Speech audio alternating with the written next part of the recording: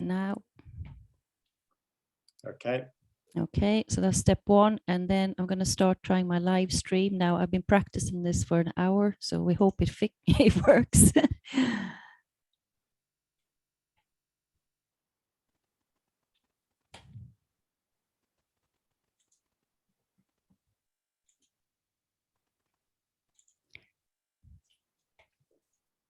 Oh, let's see. I have to start the webinar first, right? So should we go live?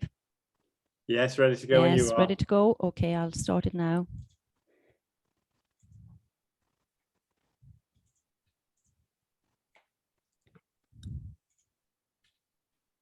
And I'll just get it to go on YouTube as well. And now we should be live on YouTube as well. Okay, participants are starting to come in. So if you just give it maybe 20, 30 seconds, Rob, and then we can. Okay, will do, yeah. Thank you.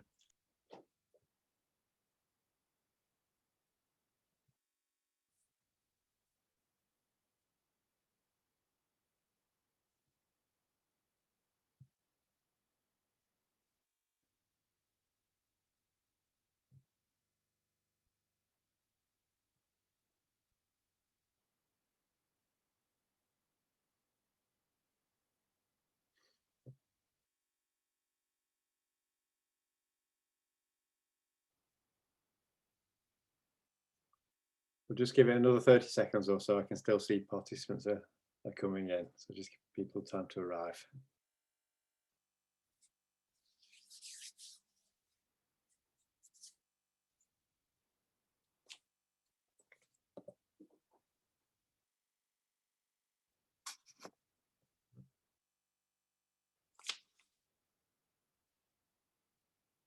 Okay, I think we'll start. So I just wanted to start off by saying good afternoon to everyone. It's obviously quite weird not being able to see people in the audience again this year, but I can see that there's a lot of people watching, and it's great that there is such interest in this really important topic. Even more vital, I'm going to argue, for this coming winter. So I'm just going to introduce myself, just give a bit of background to the workshop. And then we've got some excellent speakers who are going to give presentations, and there'll be plenty of time for questions and answer and a discussion session at the end. And we'll be due to finish at 3:15. So I hope that's what you're expecting. So first of all, hello, yeah, I'm Rob Howard. I'm a consultant in public health at Leicester City Council. I'm also a trustee of NEA, I have been for the past couple of years. And many years ago, I was also a member of staff with NEA, and I led on the health projects nationally for NEA for a number of years. And that's what actually got me into a public health career. So we go back a long way, and I've been coming back to talk to NEA at various conferences over many years around the issue of health and cold homes. So I'm really pleased to be back. We've had in public health obviously an extraordinary 18 months or so, and it's not stopped yet. I keep trying to get back to my day job and failing miserably as we continue the struggle with controlling COVID. But it has been extraordinary for everyone, obviously globally. But one of the things I think it's shown to me is that if there is political will and determination, we can come together to save lives of vulnerable people. And the amount of effort, the amount of resource, the amount of partnership working that's come together to do that for COVID obviously has been extraordinary.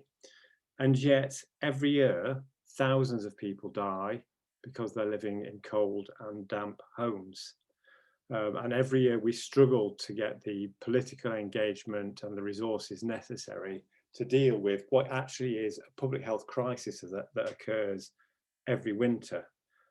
And interestingly, the people who are vulnerable from COVID are pretty much the same as the people who are most at risk of cold-related ill health and deaths. And we're talking clearly about older people, people with existing conditions, vulnerable people, people living in poverty, in poor housing, these are the same people who have died in greater numbers from COVID, and the same as excess winter deaths. The impact on the NHS this winter of both COVID and also the impact of the NHS just dealing with COVID over the last 18 months is going to be absolutely huge. In fact, the pressures they're seeing now at the very start of autumn is already unprecedented.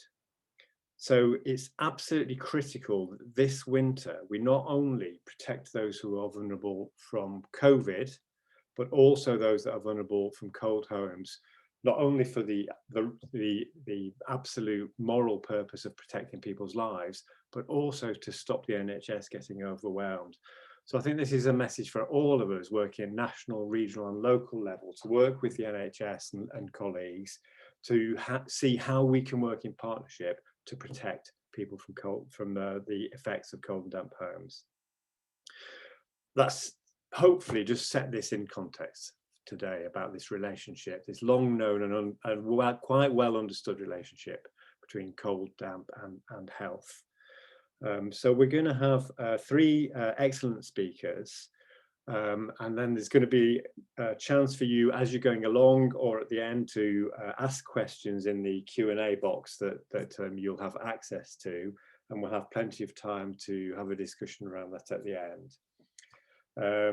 We have a number of speakers. We're going to hear shortly from Craig Harrison from Marie Curie, who's going to be talking about the link between their organisation and their interest in fuel poverty and health.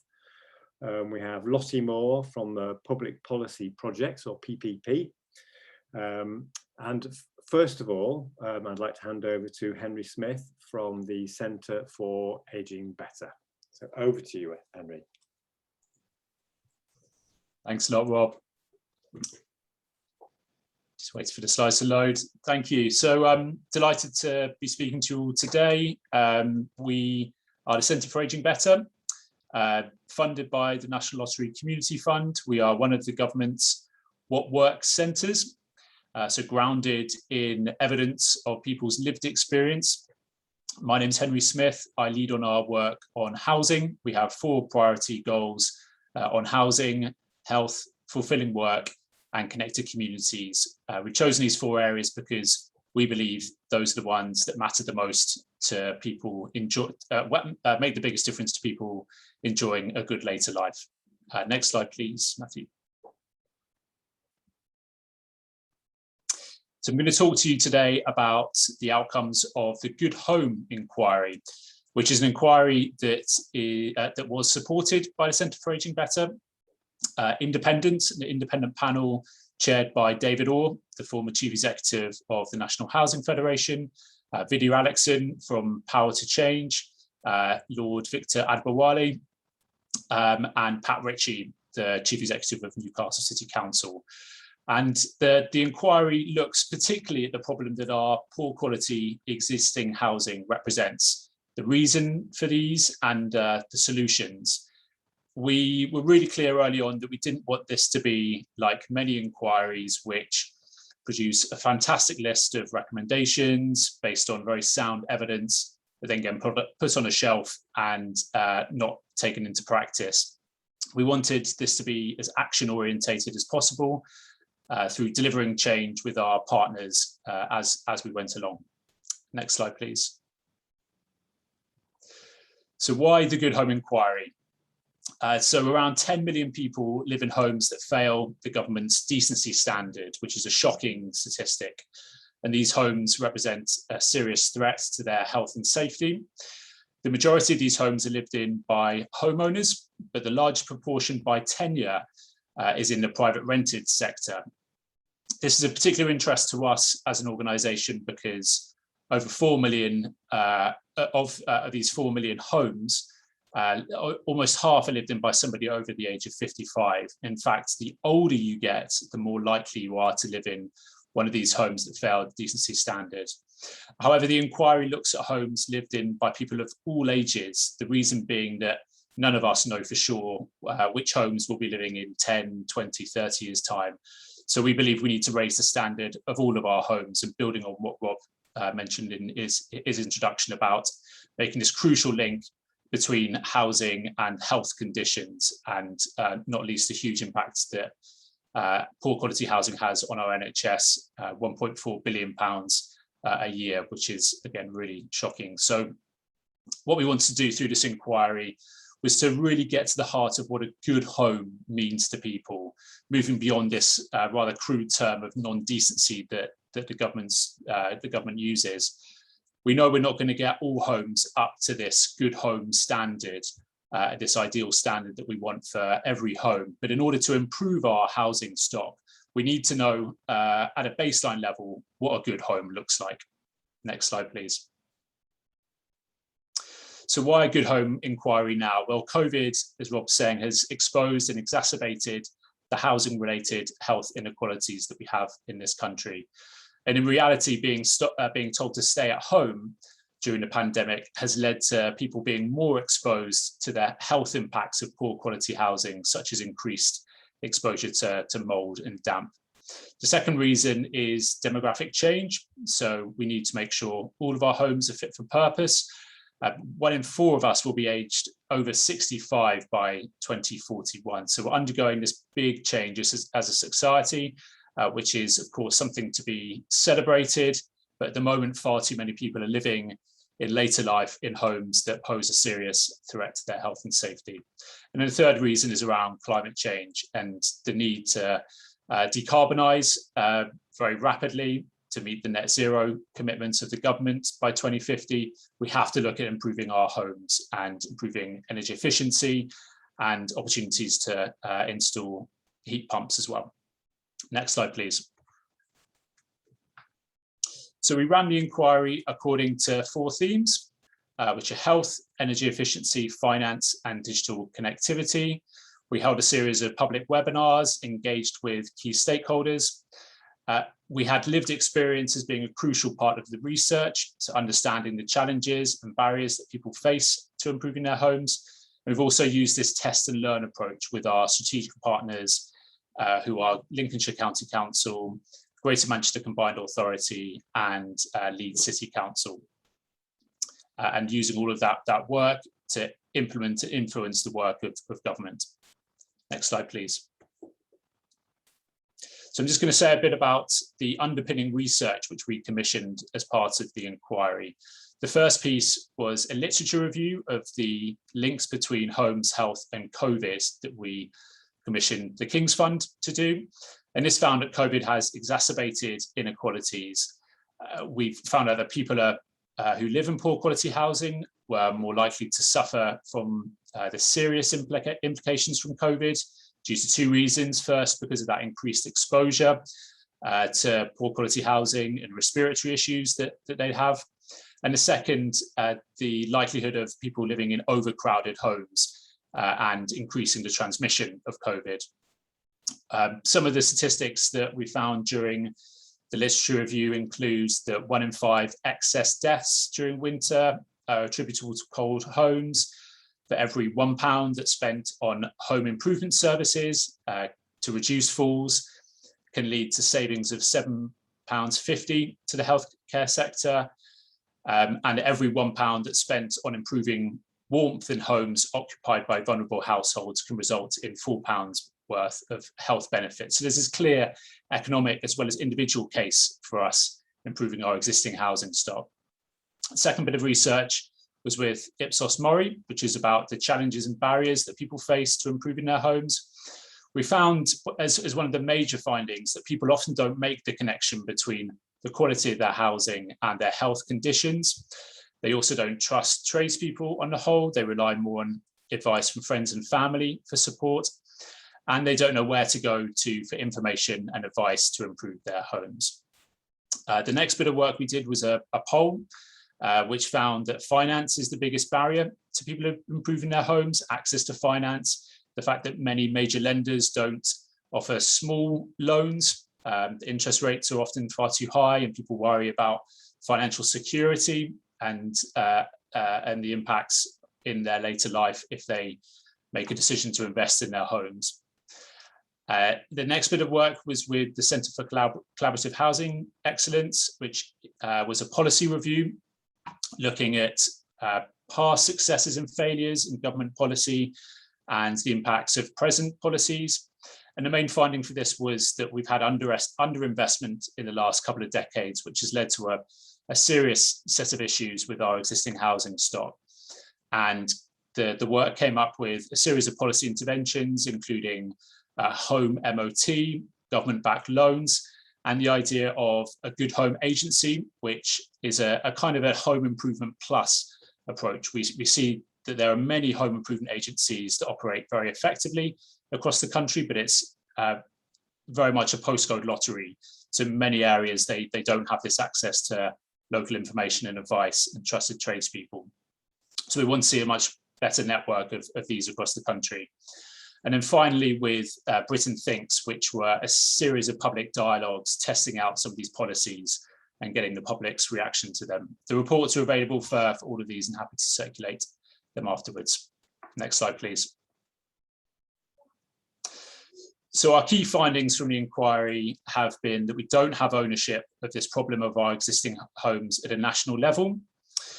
We need a longer term approach than we have at the moment, such as seen from the issues with the Green Homes Grant and other interventions that don't take this longer term approach to improving our housing stock. We need to be thinking more holistically about investing and improving in our homes. We need local hubs that reach homeowners. They're a very difficult group to reach. There's not the same institutional support as there is, for instance, in social housing. And we need a more comprehensive mix of financial products to be supporting people to improve their homes. Next slide, please. It's getting towards the end, you'll be glad to hear. So our recommendations are fourfold. The first, that we need greater national leadership through a cross-government housing strategy with a ministerial champion to implement it. Looking at a local level, as mentioned, we believe we need a good home agency in every local area, which provides access to information, advice, finance, home repairs, and helps with this tailored approach that local people need. Thirdly, we need a combination of government and private investment to develop financial products that encourage and incentivize homeowners and landlords to improve their homes. And lastly, that we need inclusion of housing as a key part of preventative health strategies, thinking about opportunities through integrated care systems and other parts of the Better Care Fund. Next slide, please. So finally, taking forward the Good Home Inquiry and what we're going to be doing at Aging Better, and what we'd be really pleased to get your support and look for opportunities to be working with everyone on. Next slide, please. So there are three main areas that we're going to be focusing on. The first is around the concept of a good home agency, which can take its form in a variety of different ways. We're not wedded to a particular model, a particular name. In many cases, it will be building on what exists in local areas. In some cases, establishing new hubs and centres where people can access information. But we believe there needs to be a national network of these agencies. And so we're testing out a new approach with our partners in Lincolnshire County Council to provide this, this one-stop shop, as they're calling it. The second is around new models of finance. So working with investors, lenders, consumer groups to test out models of what would appeal to homeowners and landlords to access the finance they need. And then finally, looking at the demand side of things. So providing guidance to people in greatest housing need on what resources and support are available to them, and informing decisions about moving home as well, to make sure that those decisions help them to live fulfilling later lives. So that's it. I'm really happy to take any questions, which I understand we're going to be having at the end of the session. Thank you, Henry. That was really fascinating, and really impressed with the broad base of all the different research projects coming together into that one report. I'm just going to ask a quick question, because it's specifically about some of those reports. I just wondered if there were was there any opportunity to do any engagement with the health sector, and particularly this issue of trying to get the health sector to identify those most vulnerable people for further help, working in collaboration with local authorities and others. And wondered if you did, if any of those reports had an opportunity to do any of that. Yeah, that's a really good point. And one of our, I guess, key aims was to engage more with the health sector and make sure that this link between housing and health is made more strongly. So one of our partners in the work we were doing was with Care and Repair England, who lead on the housing and health group, and have this access, I suppose, to people in most housing need and how they access services at the moment, making sure that, again, these opportunities with integrated care systems are made. We've had conversations with NHS England and others about their views on where the kind of crucial access points are for people in the system, where people can be helped to improve their homes. So it's a key part of our work moving forward, is strengthening those links in services. That's great. Thank you very much. Really interesting presentation. So we're now going to move on to Craig Harrison from Marie Curie, who's going to be talking about the links between Marie Curie and cold homes, and in particular a report around terminal illness and cold homes. So I'll hand over to Craig. Yep, thank you very much indeed. Rob, can I just check that you can hear me okay before I can hear you. I can't see your picture at the moment. I launch into it? Oh no, you're not missing anything then, don't worry about that. Yep, thank you very much. As Rob said, my name's Craig Harrison, and I make up part of Marie Curie's policy team. Now you could probably tell from the funny accent that I'm based in Northern Ireland, but I have a role in Marie Curie's work when it comes to fuel poverty policy across the UK. Now, I suppose as a provider of hospice and end-of-life care, you may have seen our name on today's agenda and maybe wondered if you'd registered for the wrong event. I promise you haven't. And hopefully what my presentation is going to show is that not only is fuel poverty a major issue for many terminally ill people and those at the end of life, but they may even be one of the groups who are hardest hit by the morbidity and mortality that's associated with cold homes. So for the next few minutes, I'll just look at some of our research into that area, what the causes and drivers are, as well as some potential solutions. So I suppose it's well recognized that some of the most vulnerable groups to the impact of fuel poverty and cold housing are older people, people with long-term health conditions, and people with low or declining incomes. But I suppose what is important to recognize is that many people who are terminally ill or at the end of life fall into most, if not all, of those categories. Now, we don't collect official data on fuel poverty prevalence among this group, but when Marie Curie surveyed our community nursing workforce last year, nearly a third of those who responded to that survey said that they'd cared for a dying patient within the last 5 years who had struggled with their heating costs. And beyond that, I suppose we know that people with a long-term illness or disability make up a significant proportion of fuel poor households in England. And through the work we have done on this, we've identified two primary drivers for that. So first of all, there's a number of connections between the physical facts of different chronic or terminal health conditions, feeling colder, and consequently building up higher heating bills and fuel costs. So for example, people with cancer will often lose weight and have reduced energy levels. People with neurodegenerative conditions like dementia, the symptoms of that will often restrict their physical activity and slow down body heat generation. And all of that can make someone feel colder and require the heating to be on for longer. More broadly, I suppose people who are terminally ill are more likely to spend more time at home than average. And especially as their condition deteriorates and they approach the end of life. And what that means is it increases both the need for their house to be heated for longer, and I suppose, and the risks to their health if they can't afford the resulting high heating costs. Now, interestingly, when we asked our nurses about this, we also found that the symptoms of some conditions can lead patients to take steps that inadvertently make their living environment colder. So for example, people living with conditions like lung cancer or COPD will often experience breathlessness, and just to help mitigate the symptoms of that, they may open the windows in their house. Even if the temperature outside is quite cold, they may open the windows in the house because it helps to mitigate the symptoms of that.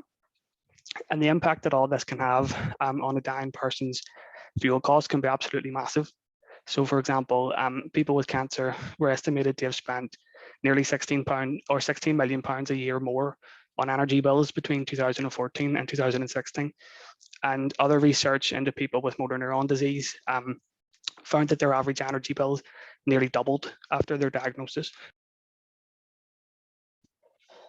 Now, unfortunately, many of the people I've described face these growing energy bills at a time when they can really least afford them. I suppose, to put it very bluntly, it can cost a lot of money to die in the UK today. So Marie Curie's estimate is that around 2/3 of households affected by terminal illnesses experience financial strain as a result. And what that means is that at the same time as many of these people are facing significantly higher heating bills, their financial resources are also seriously depleted due to the effects or the other effects of their health condition. So for example, they'll often have to pay for expensive equipment and home adaptations so that they can remain in their home and enjoy good quality of life, and as well as facing additional costs for things like specialist food and travel for medical appointments and higher phone and broadband bills. And we estimate that these latter costs alone could be as high as £3,300 per person per year. And the cost of home adaptations, of course, could be several times that again. So beyond that, serious illness is obviously a big barrier to employment as well, not just for the person themselves, but also those who live in the house with them and their carers. So in many cases, the income of the whole household is affected while they're trying to meet these additional large costs as a result of the person's illness. And in the context of all those financial pressures, social security and state support can be a real lifeline for someone who's terminally ill, who's living in fuel poverty. So for example, we estimate that as many as 60% of terminally ill people rely on benefits as their main source of income. But there are far too many who are missing out on what they need, because of issues and flaws within those systems. And I'm going to come back to some of those points in more detail when we're looking at solutions later.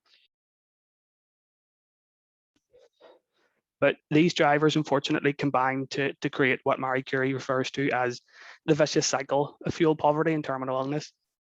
And that's where the deteriorating health of someone means that they have to spend a lot more to heat their home sufficiently, which some people can't afford because of the high cost associated with their condition. But the consequences of living in a cold home can be devastating and really cause their health and well-being to get even worse. So whether it's new infections, the worsening of symptoms like pain, a greater risk of falls, increased rates of admissions to hospital, and decline in mental health. What our research showed is that these are just some of the direct impacts that fuel poverty and cold housing can have on a terminally ill person.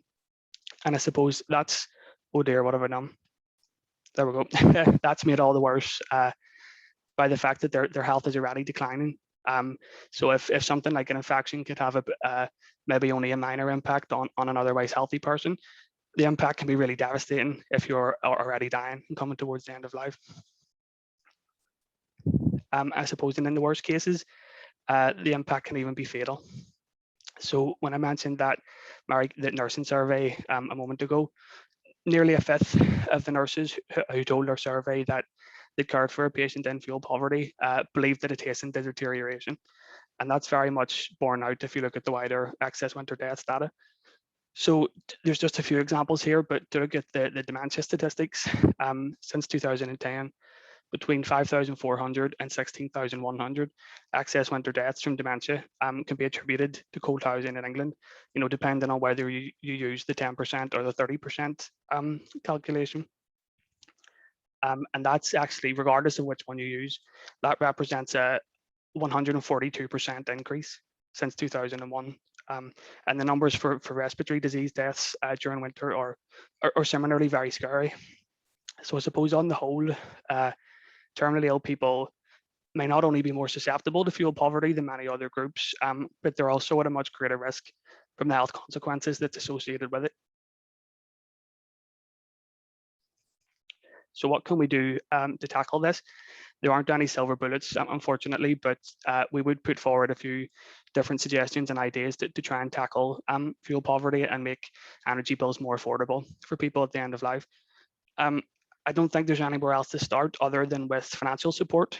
We should always remember that what fuel poverty has in common with food poverty and water poverty and clothing poverty, etc. They're all born from poverty.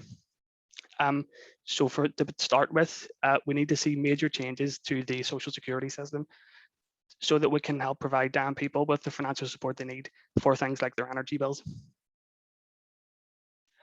So at the highest level, the combination of ending the universal credit uplift at the same time as we're in a situation of rising energy bills is just a recipe for disaster. Ending that uplift is expected to leave around 6 million claimants £1,000 worse off annually. And that amount, when you look at the data, is actually 5 times as large as the average fuel poverty gap that's projected for England this year. So we really need the government to keep that particular lifeline. Now, that isn't I suppose, the only major issue with the UC system. So, for example, terminally ill people who, I suppose, by their very definition, don't have a lot of time left, are still subject to a 5-week wait for their first UC payment, and that has been shown to push people who are in a tight financial spot already, not just into worse debt, but potentially destitution as well. So one way to help mitigate against that would be by, for example, changing advance payments of universal credit from repayable loans to non-repayable grants. Now, along similar lines, it's also really important that reforms to the special rules for terminal illness and benefits law are delivered quickly. That system is supposed to allow down people fast-track access to Social Security, but the system isn't fit for purpose. Now, DWP have promised changes to that, and we need to see those changes that come in sooner rather than later. To look more specifically at, I suppose, energy related programs, the support provided through the likes of the warm home discount and winter fuel payments can make a massive difference to people who are fuel poor, but arguably they're both too orientated around someone's age and probably not responsive enough to underlying need among younger people and other vulnerable groups. So it's to be welcomed that the department is consulting on the future of the warm home discount, and what we have advocated for is that the criteria for core group 1 could be widened to include all low income people claiming relevant welfare benefits through the special rules.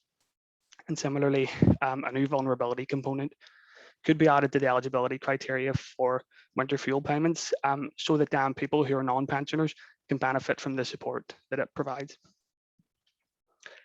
Just very quickly before I wrap up, we need to look beyond, I suppose, direct financial support to how we can better link health and social care providers with the housing sector, as the title of the fringe suggests.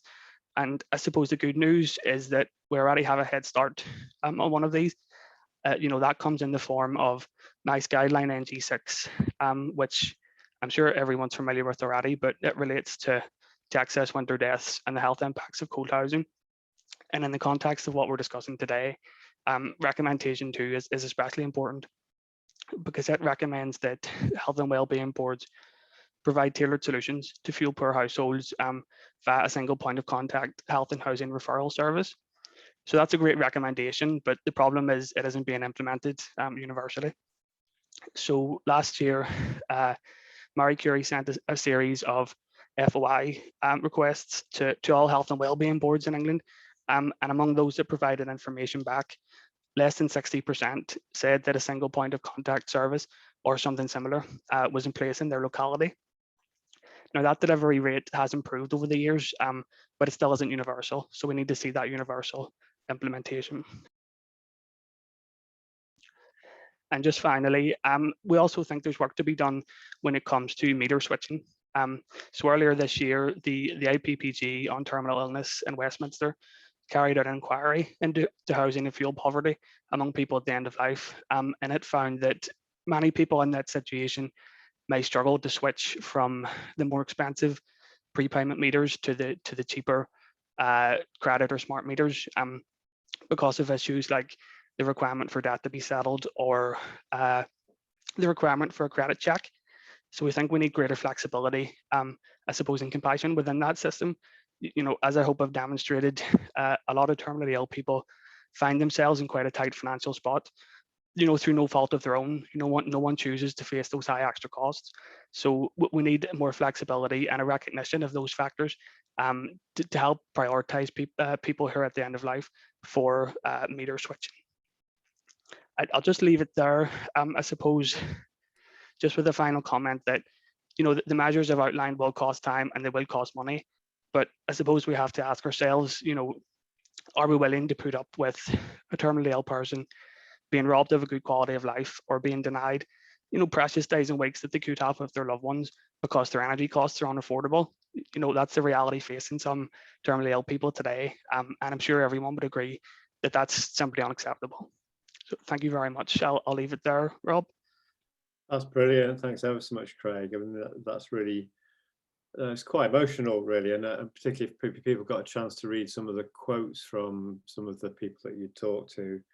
They were really very moving, and you're not quite sure whether to feel desperately sad or really angry that people end up in this position, and the fact that a third, I think you said, of terminally ill people struggling with their fuel costs is really quite a shocking indictment of this. And I think talking about death and terminal illness is it's such a taboo subject still, isn't it? It's one of the remaining taboo subjects.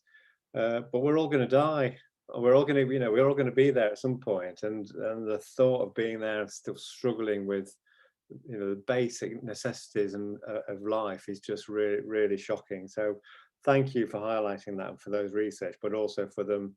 I think there's some really practical recommendations and so on that you've put forward there, which I know there's some good questions coming in already. So we'll return to those at the end of the session. But thank you very much. And finally, I'd like to hand over to Lottie Moore, who works for the Public Policy Projects, and in particular is going to be talking about a report around tackling health inequalities from outside of the health sector. So Lottie, over to you. Thank you, thanks. Can you hear me all right? Just checking. I certainly can. Yeah, good, great, lovely. And I apologise, my slides are sort of less glamorous than the two previous participants. So anyway, well, thank you so much for having me, and I'm delighted to be here. So first off, I'll tell you a little bit about Public Policy Projects. So we're an independent policy institute think tank that's based in London. And we produce policy primarily in the space of health and life sciences. So I came on board in January of this year to really open up and lead a social justice and health program. And what we do is we get people together who really know about the issues that we want to talk about and ask them questions and write up reports with tangible policy outcomes. And we've produced this particular piece of work, which I'll be talking about, on health inequality with the Institute of Health Equity, which you may know is a research unit based out of UCL and is led by Professor Sir Michael Marmot, who's been spent the last 40 years talking about health inequality. So I thought I'd just give you some basic statistics on health inequality. So from 2011, increase in life expectancy begins to slow after centuries of improvement. From 2019, life expectancy has halted entirely, and in the most deprived areas of the UK, it's reversing for women. And there's at least a 10-year gap in life expectancy between people in the most wealthy areas of the UK and those in the most deprived. And the gap in what we call healthy life expectancy is as much as 2 decades. So healthy life expectancy means living in good health. So people in the most deprived areas will live 20 years less in good health. And obviously what has COVID done to this? So we've had the sharpest fall in life expectancy since the Second World War, which is expected across the board. But what it's done to health inequality has been quite devastating. Between March and July of 2020, so the first wave of the pandemic, a male living in the most deprived area of England was twice as likely to die from COVID-19 than his equivalent in the least deprived areas. And I know obviously that the previous participants have touched upon this link. And so, in the United Kingdom, I think the point is that we've been entitled to think that health is continually improving. that society for our children will be better than society has been for us. And once we recognize that life expectancy is declining, that isn't an illusion that we can hold on to anymore. So we can't say with confidence that a baby born in 5 years' time will live longer than a baby born next year. And so what does housing have to do with health? Could I have the second slide, please, Matthew? Thank you. So the Institute of Health Equity have set a policy agenda as to how we tackle health inequality. Michael Marmot was commissioned under New Labour to do an assessment into health inequality, and that was published as the Marmot Review in 2010, just as David Cameron came into power. And the review was centred on the social determinants of health. And so what are the social determinants of health? Well, we refer to them as the causes of the causes. So, for example, why is it that poorer children have higher rates of asthma? Because they are more likely to live in housing where conditions are cold and damp. And so social determinants refers to housing, education, employment, family breakdown, the justice system, to name but a few. And so when we're talking about the social determinants of health, we're talking about the causes of the causes. And Michael Marmot's book that's published in 2015, which I recommend you to read if you're interested in this subject, is why treat people and then send them back to the conditions that made them sick. And so 20% of a person's health outcomes is dependent upon the healthcare they receive. The other 80% is accounted for by the social determinants of health. So if we believe solely that health is something that should be provided for by health systems, what we're doing is we are medicalizing a problem that has social causes. And the strength of the NHS as a kind of unifying national idea is such that we always sort of tend to believe that health is something that can be delegated to the NHS. And Duncan Selby, who's obviously Chief Executive of Public Health England, he said, if you give someone a job, a friend and a home, you will do more for them than you can do in a white coat. And again, World Health Organization, the social conditions in which people are born, live, work are the single most important determinant of good health or ill health, of a long and productive life or a short and miserable one. And in the UK, we are not doing well in terms of health inequality. And I would go as far as to say that health inequality is an embarrassing stain on a nation that has one of the best health systems in the world. And so where does PPP come in? So could I go to the next slide, please, Matthew? Thank you. So addressing the national syndemic, and I'm going to explain to you the title. So a pandemic, as we all know, familiar with the word by now, refers to all members of a group experiencing the same disease. A syndemic best describes two or more diseases that synergize to make each other worse.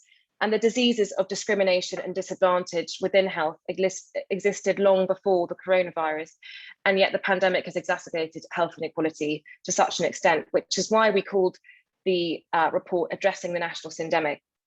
And so we hosted a series of roundtables with experts from across local government, the public services, the NHS, business, and the third sector. And when I say expert, I also, as Henry referred to, people with lived experience. You know, who do we consider the experts?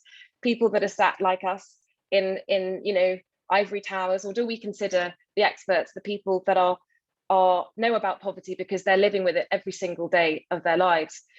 And so what we found is that there has been a lot of action locally, and this has been accelerating in the context of pandemic. So local governments over the past 10 years have really been driving change. And while there's been no tangible national health inequality strategy for over a decade, it would be a mistake to think that people are not interested in this issue. Action is happening at local level, and that is really important because, well, you need national government to be interested, because national government has to have a national narrative, and that narrative plays an important role in creating the conditions and the capacity for local players to play their part. But actually, when you have action at local level, at community level, this is brilliant, because you're making a change where people are actually born, living and working. And, you know, action might have been stagnant at Westminster, but it's been thriving in local communities across the UK, where people are actually living their lives. And if enough local areas around the UK begin tackling health inequality, we argue that national governments will be under significant pressure to respond. But the central point of our report is that action on health inequality cannot just come from one place. It can't just come from local government or national government or the NHS or the third sector, who all have a crucial role to play. Each of these stakeholders need to be working together. And the central point is that if we're going to talk seriously about the causes of the causes, action needs to be coming from people outside of the health sector. And what we found has been amazing and uplifting. And there are people and systems and structures, much like the NEA, that are tackling health inequality without even necessarily realizing that that's what they're doing. Because as a social determinant, obviously the link between housing and health is inextricable.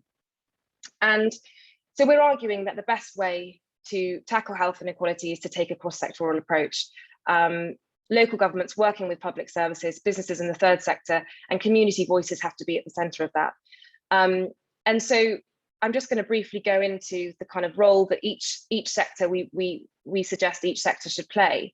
And so firstly, local government, we found that it's the best place to land a health inequality strategy because it does have the levers, partnerships and systems it needs to influence others' public services.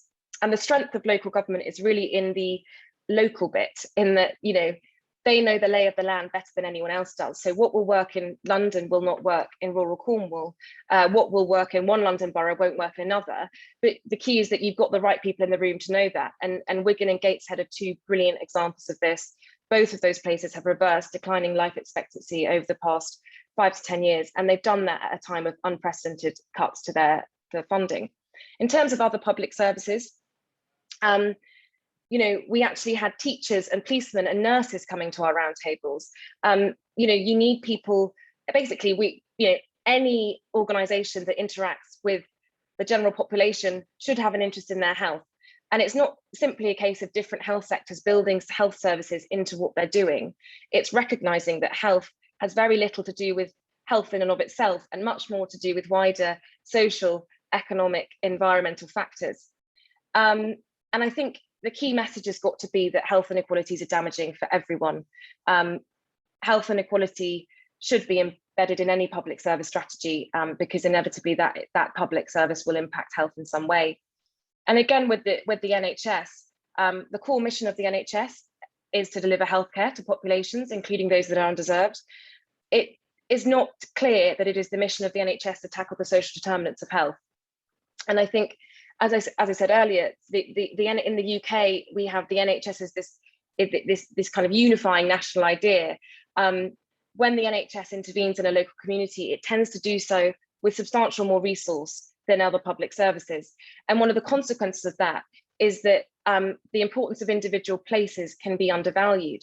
And so what we're arguing is that the NHS in and of itself is important, but the NHS must also work to find its role within a wider network of whole sector approaches that tackle the social determinants.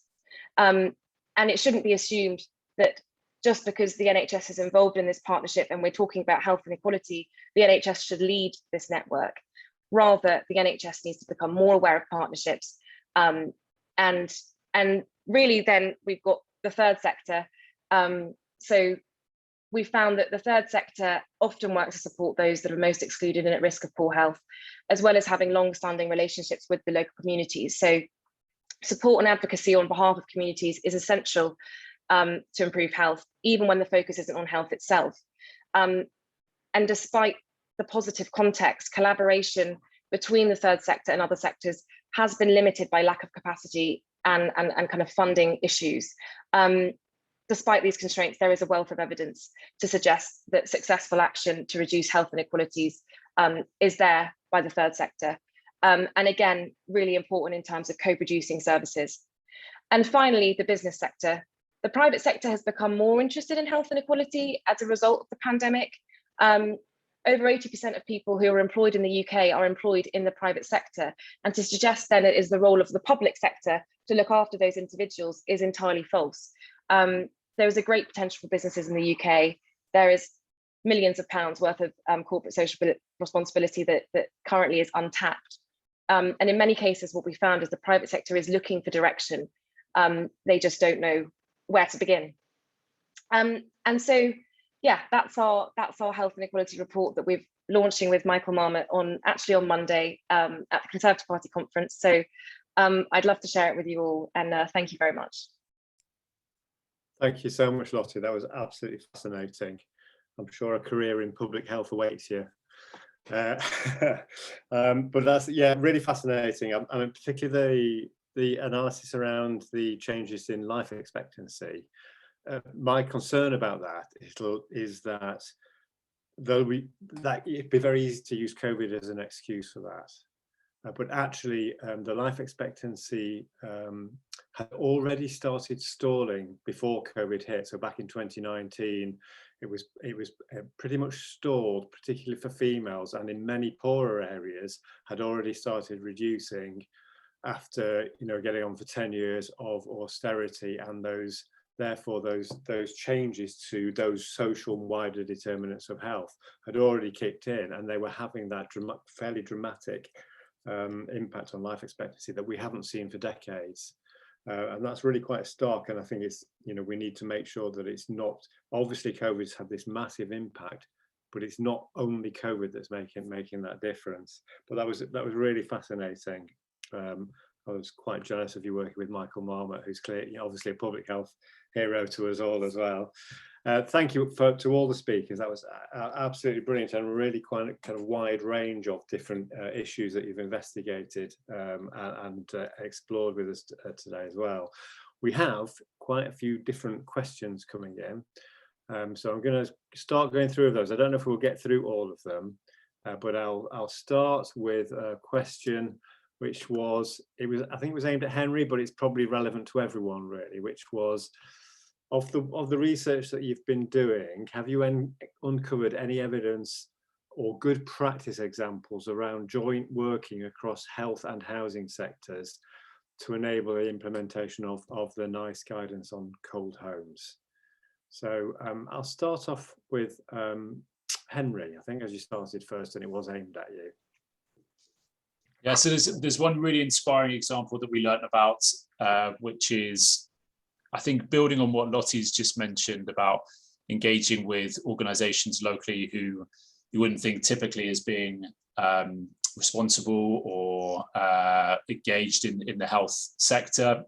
So the examples in Derby City Council, which is their Healthy Homes Hub, is really worth knowing about, and there's a case study written up in the final report of the inquiry, which I'll share. So the hub is it builds on citywide partnerships that exist already, so including hospital discharge teams, the ambulance service, occupational therapists, GPs, the fire service, the police, and also community groups. As part of the council's Better Care plan, Better Care Fund plan rather. And it identifies particularly vulnerable residents whose homes are putting them at risk of poor health, and increases access to these individuals who don't currently access and engage with health and council services. So it's supported in the council, the city's joint strategic needs assessment and health and wellbeing strategy. So a really good example of this kind of cross-departmental work, and it being embedded at a strategic level, which is what is really needed, and what we're quite clear about from the inquiry is the need for this ownership at a local level, at a strategic level. So yeah, it's been really instrumental to reduce delay and lessen poor health outcomes, and there's some pretty stark statistics as well about how many people have been helped who wouldn't have done otherwise. So yeah, do read up about the case study. Yeah, that's great. That's really good to hear. And the Healthy Homes hub, I can't remember what it's called in Derby, they're friends of NEA and have been to previous conferences and so on as well. So it's really good to hear that their work has been picked up on. Craig or Lottie, do you want to come in with any further information around this kind of practical link between health and housing? Yeah, to be honest, because we were trying to collect information on quite a few of the recommendations from pretty much every health and wellbeing board in England. I can't sort of recall that level of detail, but I suppose it is important to note. I focused on my presentation on the proportion of health and wellbeing boards who haven't implemented the single point of contact health and referral service. There are also a lot that did, and they should be credited for doing that. I suppose that the real take-home point from my point of view is that what we discovered is perhaps a bit of confusion among different groups as to who was responsible for implementing which recommendation. So for example, when it came to a few of them, you could have in the same area the CCG coming back and saying that's the responsibility of the local authority, and the local authority saying that's nothing to do with us, it's the responsibility of the CCG. So maybe there's a bit of work to do. Certainly there's a lot of localities that are doing some of this really well.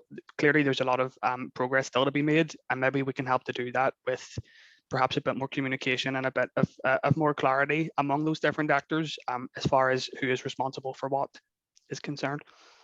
Yeah, that's a really good point. I mean, certainly in England, we have the emergence of the integrated care system, and the whole idea around that is those different sectors coming together and having joint outcomes, pooling budgets together and so on. I think there is potential through that. And I think it needs the people in this audience to be actually getting involved in those and making sure that this issue is on their agenda. Lottie, did you have anything to add, or should we move on to another question? I would just second what you've said, Craig, there. I think what we found is in trying to create this network that actually you don't always have the right people talking to each other, and often responsibility is deferred. And I think it's key. Communication is key, and actually, in order to have kind of good collaboration, you've got to create a space where that is possible, rather than people working in silos. I think is a huge issue. Lovely, thanks, Lottie. Yeah, I'm going to move on to another question. We've got one close to my heart, working in a local authority, which is about, it says, given the local authorities have been badly affected by austerity, and yet it will mainly be the NHS which sees any financial benefit. I'm not sure whether they'll see much financial benefit, but I know what you mean with that. How can we build the case for financial benefits which accrue to the councils directly?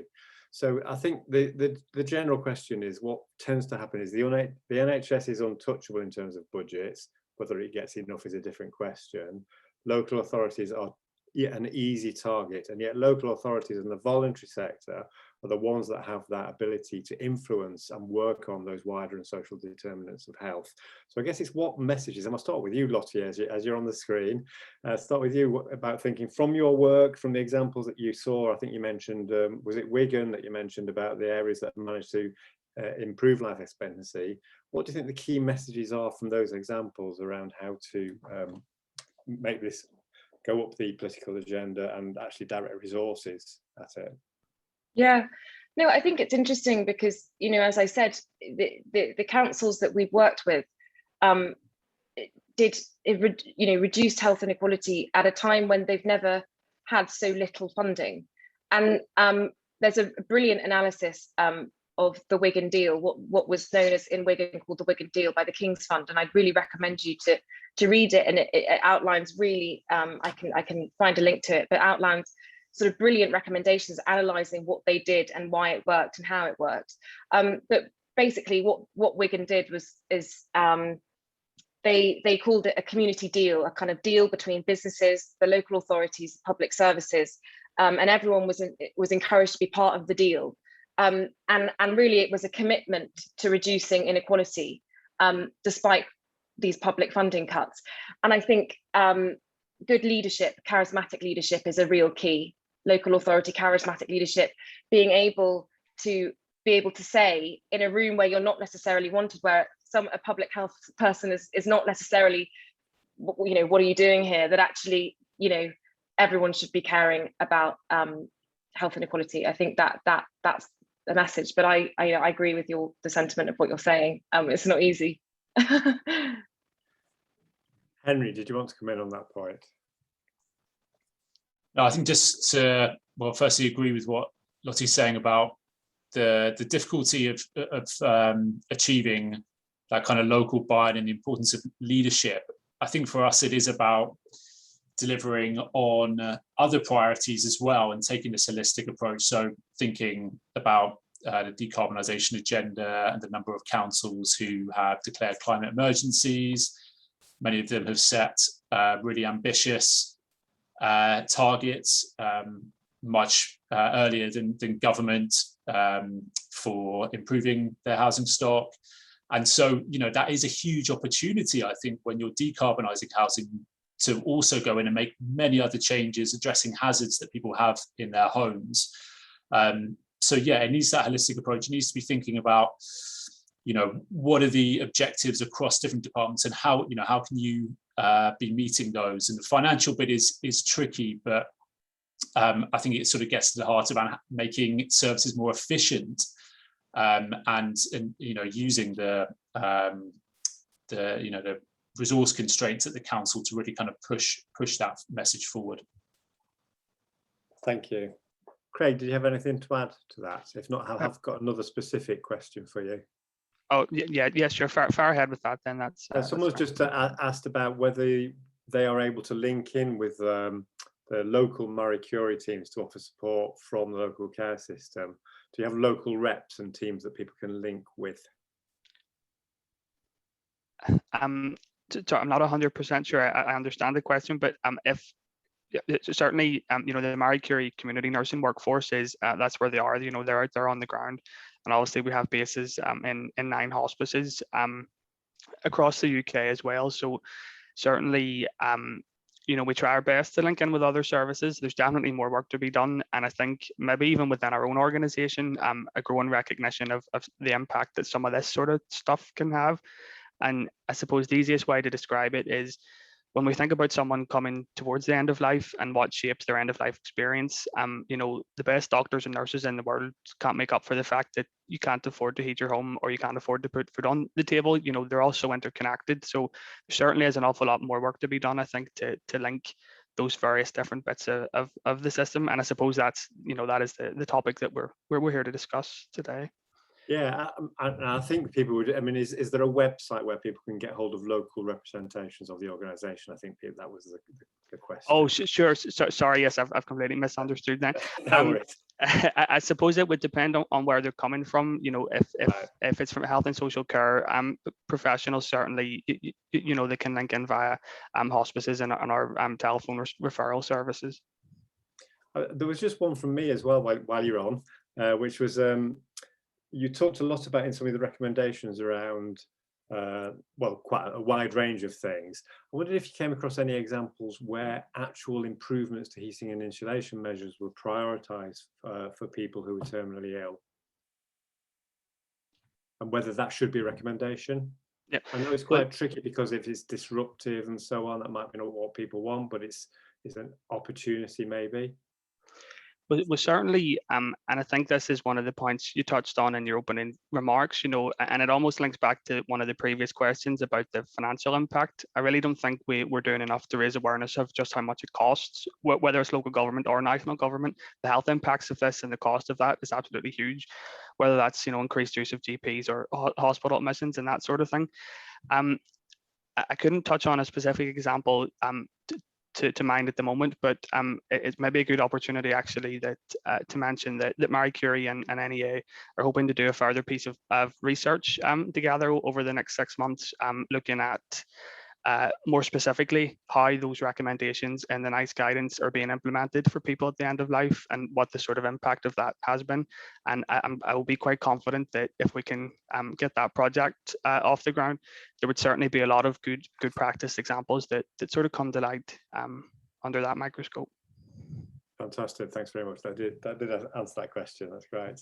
I think I'd like to kind of finish off the discussion with getting your thoughts on what you think the top priorities are over this next few months, particularly in relation to this coming winter, and bearing in mind some of the stuff we've already talked about, the links between COVID and cold homes. What do you think people's top priorities should be to both identify and prioritise the most vulnerable, working with various sectors? So from your different perspectives and from your research, where do you think people would be best focusing their efforts? I'll start off with Lottie. That's a really good question. Thank you. I would say that it's got to be, asking national government, what on earth are they doing? People are dying because they are poor and cold. And it's 2021 and we can't have that. So I'd say people, write to your MPs. Maybe it's a bit of a simplistic and naive response, but that's what I'm kind of tempted to say. Yeah, no, I think that's very good, and I think it was kind of what I was alluding to in the introduction, is the fact that we have seen that when there is a political will, and I mean obviously it's caused by this huge global crisis, but when there is a political will, there is the ability to take action, to put resources in to save people's lives. And I think there are some lessons from that whole experience taking forward in terms of tackling cold-related deaths and ill health as well. Henry, what do you think from all your research would be the top priorities for people here to take forward? So as well as this big wake-up call that government needs, which I think is absolutely right, I think it is about, especially in the run-up to COP26, about making the link between people's health and opportunities through the decarbonisation agenda. We're likely to hear a lot more about that. It feels like that's not urgent enough as a response. So I think it is about using those local networks that we know work and making the case for them to be built on in order to help those who are most vulnerable, and particularly what we found out through the work of Lincolnshire is kind of really making sure that we get this cross-departmental buy-in about the importance of tackling fuel poverty and helping those most in need. So I feel like we kind of need more champions. It comes back to this point about leadership.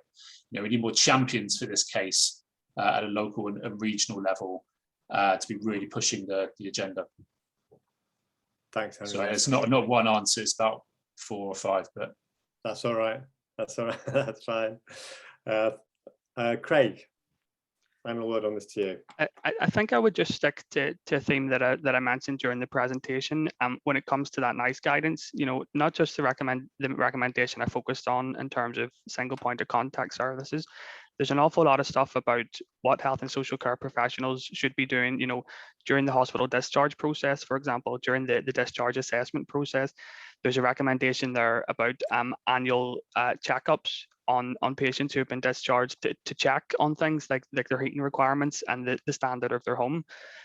If we had 100% compliance across all those recommendations, across every locality in England and Wales where the guidance covers, you could identify an awful lot more people who've been living in fuel poverty, and you could signpost them and give them an awful lot more people the support they need to get out of it. So it's really, those recommendations are there for a reason. We don't need to reinvent the wheel. There is a great framework there that's just implemented to the fullest extent that we can. That's great. Thank you very much. I think I'll just finish off with just a few thoughts from me.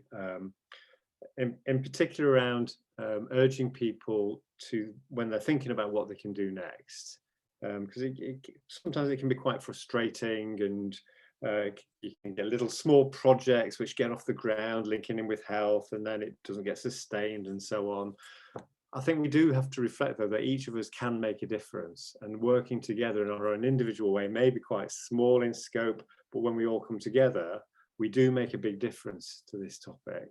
And we do save lives every year. And we've been talking about that from COVID, and I've been telling my teams in public health, this is real life-saving stuff. And the work that NEA and all the people on this conference do, it's saving people's lives and making their lives less miserable. I would urge you to get in touch with if you're not already, with your local public health teams based in local authorities, in all upper tier and unitary local authorities.